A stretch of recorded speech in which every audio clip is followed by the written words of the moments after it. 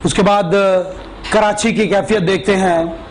کہ کراچی کے ساحلوں کے اوپر کس قسم کے ذخائر موجود ہیں، اور کمال تو یہ لوگ پوچھتے ہیں یہ جنگیں کیوں ہو رہی ہیں چاروں طرف، تو بڑے بڑے دانشور آپ کے یہ کہہ رہے ہیں کہ یہ جنگیں آپ کے وسائل کی وجہ سے ہو رہی ہیں، جو خزانے آپ کی مٹی سے نکل رہے ہیں۔ کراچی کے ساحل کے اوپر جو تیل کا ذخیرہ ہے اس کے بارے میں دیکھیے مبشر لقمان کیا کہہ رہے ہیں۔ یہ جنگ کیوں ہو رہی ہے یہاں پہ کہ ایسٹیمیٹ کے مطابق دنیا کا سب سے بڑا تیل کا ذخیرہ جو ہے وہ کراچی کے ساحل کے اوپر ہے۔ تھر کی سرزمین کو دیکھیں، حیرت ہوتی ہے کہ تھر وہ علاقہ جہاں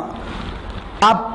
پورے پاکستان سے پیسے جمع کر رہے تھے اور وہاں نلکے لگا رہے تھے، وہاں کنویں کھود رہے تھے کہ لوگ بھوک اور پیاس سے مر رہے ہیں، لوگ ہم سے پوچھ رہے تھے وہاں پانی نہیں ہے تو لوگ رہتے کیوں ہیں۔ ایسی سرزمین جو سب سے زیادہ عذاب کا شکار ہوئی تھی، ریت کے ٹیلے تھے وہاں پر، لیکن اللہ کی شان دیکھیں، اس دنیا کا سب سے بڑا ہائیڈرو کاربن کا جو ایک جگہ کے اوپر ذخیرہ ہے وہ آپ کے تھر کے اندر سے نکلا ہے، جو بیک وقت سعودین، ایرانین، عراقین اور کینیڈین آئل ریزروز کے برابر ہے۔ یہ اتنا بڑا ذخیرہ ہے کہ جو 2000 trillion cubic feet 2000 trillion cubic feet gas کے برابر ہے، پورے ایشیا کو چلانے کے قابل ہے۔ اتنے بڑے آپ کے پاس ذخائر ہیں کہ اس کا صرف 2% استعمال کیا جائے 20,000 میگا واٹ بجلی 40 سال تک پاکستان کو سپلائی کی جا سکتی ہے۔ اور سمر مبارک کا کیا کہنا ہے، وہ کہتے ہیں کہ 50,000 میگا واٹ بجلی یعنی کہ 2 پاکستانوں کی ضرورت کے مطابق بجلی 500 سال تک آپ پیدا کر سکتے ہیں ان ذخیروں سے، اور یہ اللہ کا احسان، اللہ کی جان۔ دیکھیں ہمارا کام کیا ہے کہ پاکستان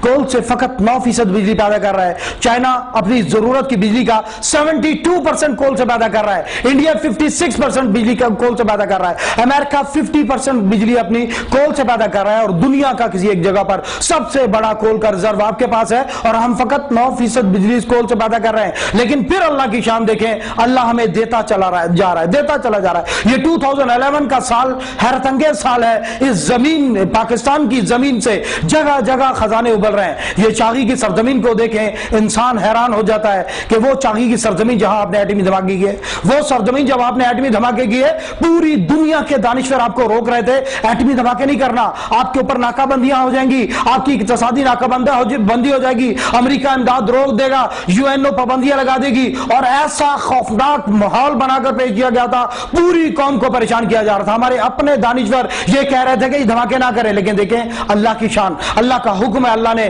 جبرائیل امین کو جو پیغام دے کر زمین پر اتارا، اللہ نے قرآن کے اندر کا واعدو تیاری کرو،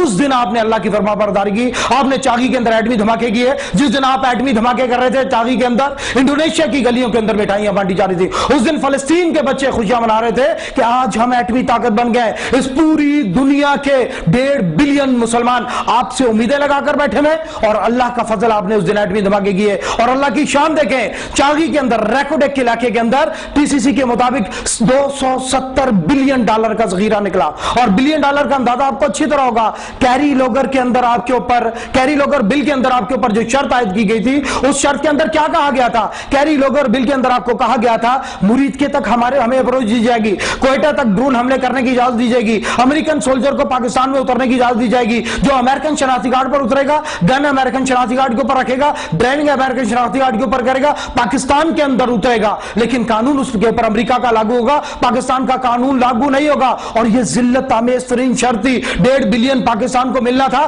77 ملین امریکن سولجر نے استعمال کرنا تھا، اور پاکستانیوں کو $0.25 بلین ملنا تھا۔ $0.5 بلین کے بدلے یہ شرط لگائی گئی کہ پاکستان کے اندر امریکی سولجر ہوگا اور اس کے اوپر امریکہ کا قانون لاگو ہوگا۔ یہ قانون امریکیوں نے فقط اس دنیا کے اوپر ایک ملک کے اوپر لگایا، اور وہ تھا جاپان، جس کے اوپر 2 ایٹم بم گرا،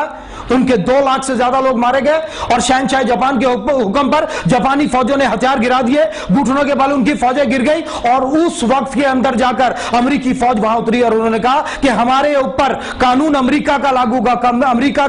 امریکہ کا قانون امریکی فوج کے اوپر لاگو ہوگا، جس کا نتیجہ کیا نکلا؟ 1 سال کے بعد 10,800 سے زیادہ جاپانی لڑکیوں نے امریکی بچے پیدا کیے۔ یہ ذلت آمیز ترین شرط ہم پر یہ $0.5 بلین کے لیے لگائی جا رہی تھی، اور اللہ کا احسان دیکھیں کہ کہ ریکوڈے کے اندر جو سونے کا ذخیرہ ہے اگر $6 بلین کا ہر سال آپ سونا فروخت کریں تب بھی یہ 40 سال تک ختم نہ ہو. لیکن حالیہ ٹرائل کے بعد پتا چلا یہ سب کچھ غلط تھا. یہ $1000 بلین کے ذخیرے, اتنا بڑا ذخیرہ کہ پہلی جنگ عظیم میں جتنے گھر تباہ ہوئے سارے نئے سرے سے تعمیر ہو سکتے تھے. یہ اتنا بڑا دولت کا ذخیرہ ہے کہ اگر آج آپ ایٹمی طاقت نہ ہوتے, اس زمین کے بڑے بڑے لشکر آپ کی سرحدوں کو رونتے ہوئے آپ کے خزانوں کا محاصرہ کر چکے ہوتے. یہ اللہ کا احسان ہے. اللہ تعالیٰ نے آپ کو توفیق دی, آپ نے ایٹمی دھماکے کیے, آج ایٹمی طاقت ہے آپ, اور دنیا رکی ہوئی ہے آپ کی طرف. یہ دنیا کے بڑے بڑے خونخوار بھیڑیے جو پہلی جنگ عظیم سے پہلے سے دنیا کی معیشت کو برباد کر رہے ہیں, زمینوں کو آکوپائی کر رہے ہیں, لینڈ ریسورسز کو قبضے میں لے رہے ہیں, قوموں کو غلام بنا رہے ہیں, یہ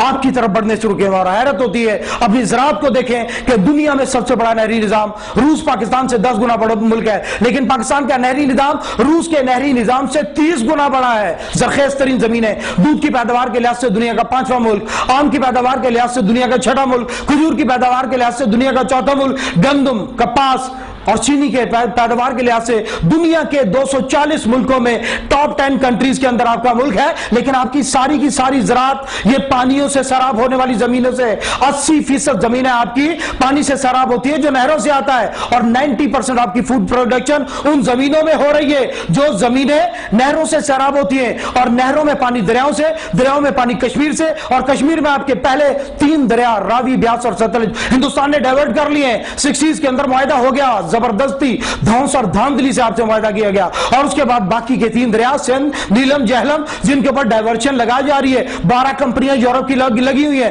$212 بلین کا منصوبہ ہے. آپ کا یہ پانی موڑ کر اندرا گاندھی کینال اس دنیا کی سب سے بڑی نہر ہے جو پٹھان کوٹ سے لے کر آگے جا کر راجستھان تک جا رہی ہے. اتنی بڑی کینال کے اندر یہ پانی ڈال کر وہ اپنے راجستھان کو سیراب کر رہے ہیں. آپ کی زمین کا پانی ڈائیورٹ کیا جا رہا ہے, اور ہماری صورتحال کیا ہے ہمیں سمجھ نہیں آ رہی کہ ہمارے ساتھ بن کیا رہا ہے. ہماری حکومتیں ہماری آنکھیں نہیں کھول رہی, ہمیں خبر نہیں دے رہی کہ کتنی بڑی سیج, کتنے بڑے خطرے کے آگے ہم کھڑے ہیں. یہ ورلڈ بینک کی ایک چھوٹی سی رپورٹ ہے, وہ کہتے ہیں 60% of farm gate deliver water is from tube well. Punjab کی بات کر رہے ہیں کہ 60% جو کھیتوں کے اوپر پانی مل رہا ہے وہ ٹیوب ویلز کے ذریعے ہے. یہ world bank 2005-16 article, world bank کی رپورٹ ہے کہ آپ کا 60% پانی جو آپ کی زمینوں کو لگ رہا ہے وہ ٹیوب ویل سے, اور جس کی وجہ سے صورتحال کیا ہے, the tail end farmer may pay up to 30 times the cost of canal water. نہری پانی سے 30 گنا زیادہ خرچہ کر رہے ہیں آپ کا ذمہ دار. اور اسی لیے 1947 کے اندر جو ذمہ دار کاج کر رہا تھا 2 ایکڑ پر وہ خوشحال تھا, آج 2 مربع والا پریشان ہے کہ اس کے خرچے ہی بہت بڑھ گئے. اور 1947 کے اندر پاکستان میں 300 سے کم ٹیوب ویل تھے, اور آج 2011 کے اندر جنوری کے اعداد و شمار کے مطابق پاکستان میں 7 لاکھ سے زیادہ ٹیوب ویل ہیں. ایک بہت بڑا آپ کے ملک کے اندر جو انرجی کا جو نقصان ہو رہا ہے وہ ٹیوب ویل کے ذریعے ہے. ہندوستان نے آپ کا پانی ڈائیورٹ کر لیا, پانی آپ کی طرف نہیں آ رہا, دریا مڑ چکے ہیں, اور آپ اپنی مٹی کے نیچے سے پانی نکال کر مٹی کے اوپر پانی ڈال رہے ہیں. پورا پاکستان اس کام کے اوپر لگا ہوا ہے. کمال تو یہ ہے کہ ہماری ساری بجلی, ہمارا سارا تیل 7 لاکھ ٹیوب ویل چلانے کے اندر لگا ہوا ہے. آج ہندوستان ہمارا پانی چھوڑ دے, آج کشمیر کو آزادی مل جائے, آج ہمارا پانی ہماری مٹیوں کی طرف آئے, ہمارے 7 لاکھ ٹیوب ویل بند ہو جائے, ہمارے 7 لاکھ ٹیوب ویلوں کی چھٹی ہو جائے, اس کے بعد کیا ہوگا, آپ کے ملک کے اندر انرجی کا جھگڑا ختم ہو جائے گا, آپ کے ملک کے اندر لوڈ شیڈنگ نہ ہو, آپ کی انڈسٹری بند رہا ہو. اور یہ سب سے بڑا جو حملہ اور چوٹ کی گئی ہے یہ ہندوستان کی طرف سے آپ کی زمین کے اوپر ہے. اور اس کے بعد دیکھیں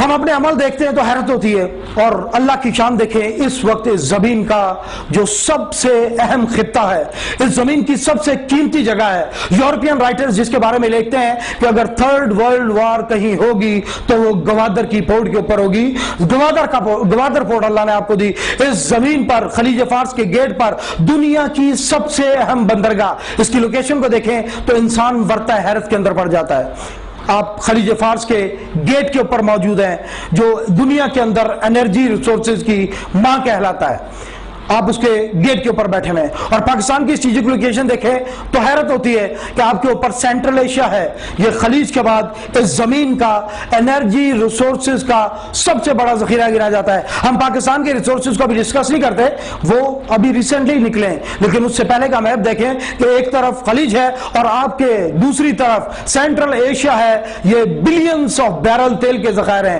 یہ billions of cubic metres gas کے ذخائر ہیں. صرف ایک ملک मुल्क ताजिकिस्तान के अंदर 10,000 टन सोने के ज़खायर हैं और चारों तरफ से लैंड लॉक्ड इलाका है। ऊपर से रशिया है, एक तरफ चाइना है जहां से 8,000 किलोमीटर का सफर है, एक तरफ ईरान है 4,800 किलोमीटर का सफर है, एक तरफ तुर्की है 5,100 किलोमीटर का सफर है, और इसका शॉर्ट ट्रेन रूट जो है वो आपकी गवादर की बंदरगाह की तरफ है। ये 1300-1400 किलोमीटर का सफर तय करके ये समुद्र के साहिल तक ये सारे वसाइल आ सकते हैं। उसके बाद अगर दूसरा रास्ता आप देखें, हैरत होती है कि ये भी आपके सेंट्रल एशिया से पेशावर और कराची पाकिस्तान से गुजर रहा है। उसके बाद अगर आप देखें चाइना आपके शुमाल के अंदर इस दुनिया की सबसे बड़ी पॉपुलेशन है, ये जो कि 20.6% ऑफ द वर्ल्ड है, 1.34 बिलियन इंसानों का मुल्क है, इस जमीन की सबसे बड़ी इंडस्ट्री है, सबसे बड़ी पैदावार है, और चाइना को अपनी इंडस्ट्री चलाने के लिए एनर्जी रिसोर्सेज की जरूरत है, और चाइना की एनर्जी रिसोर्सेज का 60% खलीज से पूरा हो रहा है।